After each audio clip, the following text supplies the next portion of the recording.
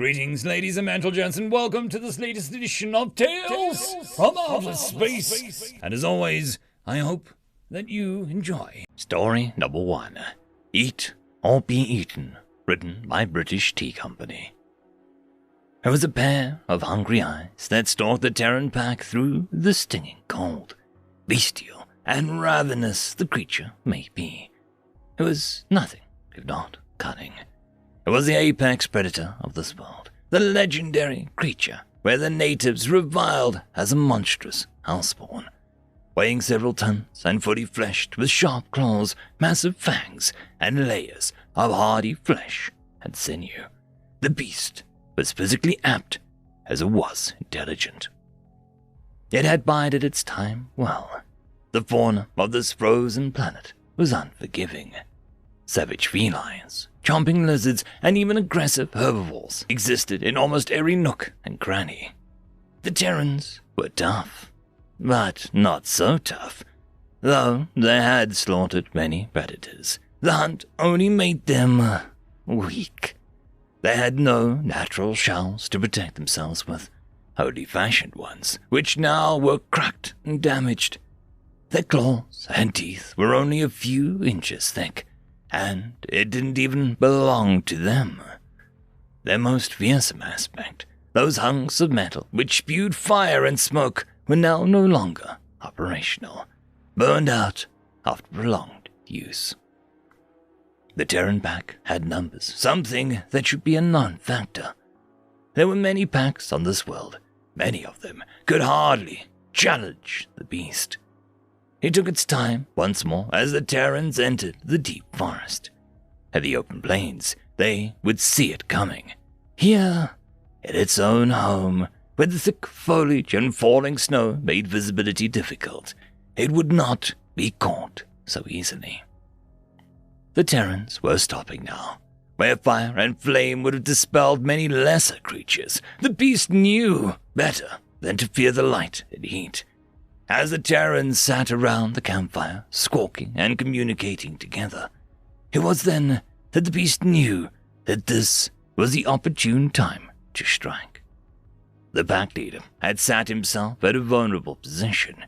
His highly decorated shell of fur made his status obvious.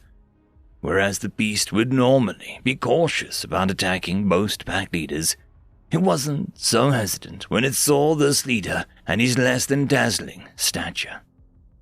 Lunging out from its hiding spot and charging with all of its hunger and bloodlust, the beast bolted towards the Terran pack. It weighed several tons compared to the most measly few hundred pounds of these apes. Jumping high, it lunged straight at the pack leader.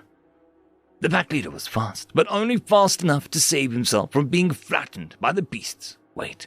Snarling, saliva dripping, the beast hissed and roared at the pack leader, who took out its claw. Unlike the rest of his pack, his claw was several feet long. The beast pranced around, carefully checking its flanks as the Terran pack leader stepped to the other side of the fire and faced away from the beast. His pack was nervous now, waving their claws at him. If he attacked now, they would break. Then he could hunt the rest of them at his own leisure. Leaping over the flames, the beast lunged again at the pack leader. Instead of freezing or even fleeing in fear, the pack leader rushed straight at the beast. For a split second, the beast was confused, until it realized that the rest of the pack was rushing at him as well. As his claws came to slice the pack leader in two, it felt several thunderbolts of pain strike at its side and flanks. The Terran pack sank their claws into his body, each and every one of them being a painful flesh wound. The Terran pack leader swung his own big claw right at the beast's paw, severing the limb entirely. Even on only threes, the beast was dangerous. Rolling over, it would have flattened two of the Terran pack members if they weren't so quick. It struggled to stand up again as it roared, spat, and clawed, but it was no use. Some of the bolder Terrans continued to cut at it with their claws. In the distance, the Terran pack leader ripped off a tree branch and began to shape it with his claw, sticking it in the fire, and the leader plunged the flaming stick into the beast's face. Roaring and wailing with pain, the beast's single paw lashed out. It nicked the pack leader's chest just a little bit, leaving trickles of blood. But this only made the leader more determined. He stamped forward, driving the flaming stave into the beast's face even harder, until he quite literally poked one of its eyes out. The bigger Terran of the pack got up and the beast's back and placed a boot on its head, stomping once, twice, thrice, and a few dozen times. The beast's teeth came falling out, one by one, its one tongue pierced by its fangs. All the while, its paws and flank were harried by the stinging claws of the other Terrans. Blinded and numbed with pain, the beast gave an animalistic groan. It felt several paws touch its underbelly. Horror struck it as it felt 24 hands and a dozen voices grunt and flip it over. Its underbelly, unguarded by any muscle or thick fur, was now wide open. "You're hungry, boy, aren't you?" Sergeant Dusk asked the animal as he circled his prey. His squad, unkempt as they were from the countless animal attacks, still had a fire in their eyes. Everyone was tired. Most of all, they were hungry. "Eat or be eaten, I get that. It's how the queen bitch of nature works. Eat or be eaten. Thing is, boy, you ain't no predator here. We are. My bare-assed half-gorilla ancestors were busy poking mammoths to death while you were still fish with legs. You think you're dangerous with your claws and teeth. I got two things. My crew, and just how damned hungry I am right now." The beast continued to gasp and yell in agony as the Terrans surrounded it, knives coming out to prepare the death blows. "Cut this thing open. We'll need the fur. Make a bigger fire, boys. It's been 36 hours, and right now, we all want to eat." End of story. Story number 2. It Never Gets Old, written by Old Phil. This human specimen was quite interesting. The high scientists thought as their ship exited the atmosphere of the planet the locals called Earth. It was clearly dying, which was odd. No race in the galaxy has ever had anything or anyone die. This one appeared to be dying simply from getting old. But that's impossible, the high scientist thought. It never gets old, as the saying goes. Testing this dying creature his crew had kidnapped from the Earth world, it was clear the being's cells were forgetting how to regenerate, like a star running out of fuel. An unthinkable and amazing discovery that beings actually die. The high scientist decided to try and infuse a small reprogramming nanovirus to the DNA, so the cells would always replicate and replace any damaged ones. The creature immediately showed signs of improvement. The attempt was regrettably completely successful. He awoke in a strange room, feeling better than he'd felt in 40 years. It only took a moment for him to realize he wasn't alone. He was surrounded by strange alien creatures. Without hesitation, he reached out to the first one with a deadly punch. The double wet spat sounds echoed in the chamber as his fist hit the creature, and the creature hit the wall and slid down, dead. The other creatures all tried talking at once, but he couldn't understand them. He only knew that he had been taken by aliens, and it was time for payback.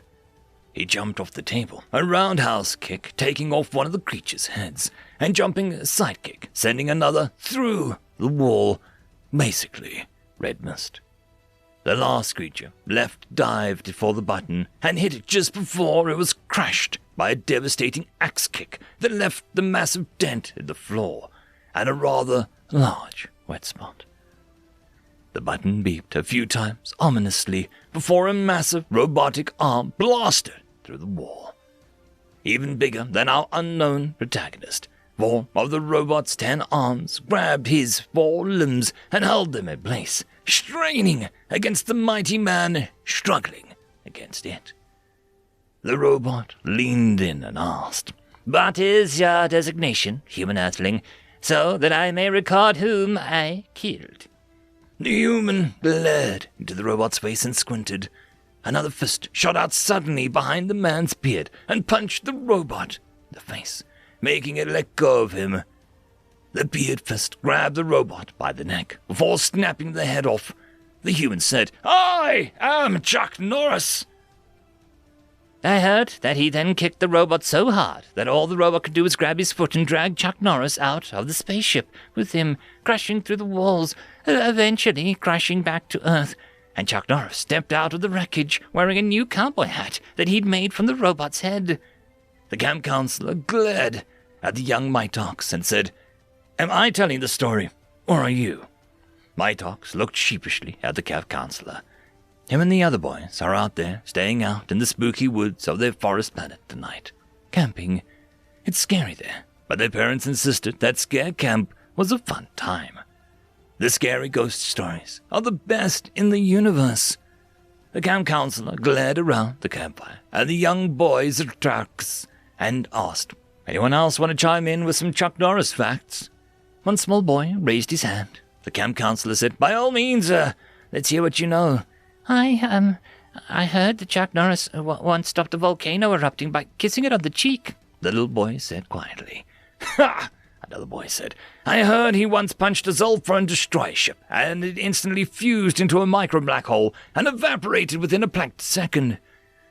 "Oh yeah? Well, I heard that he once saved an Earth from the Quatan invasion fleet by punching space-time so hard and fast that he created a wormhole that sucked the whole fleet in and dropped them into the galactic supermassive black hole," another boy said, grinning. And I heard that Chuck Norris could eat just one Lay's potato chip." All the boys in the camp counselor stared at slack-jawed at the youngest boy, who just said that.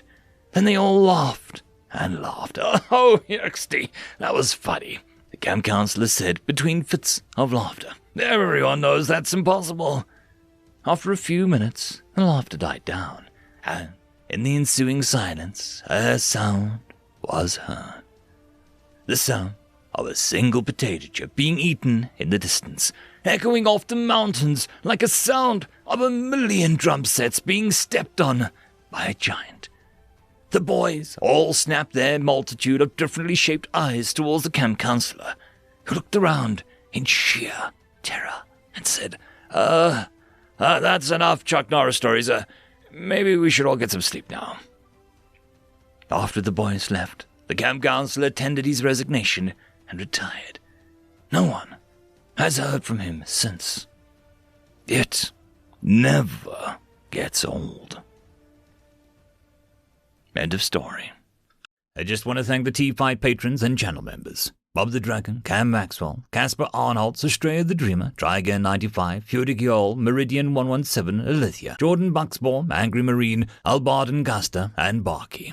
Thank you very much. And that, my friends, concludes this video. I hope that you enjoyed.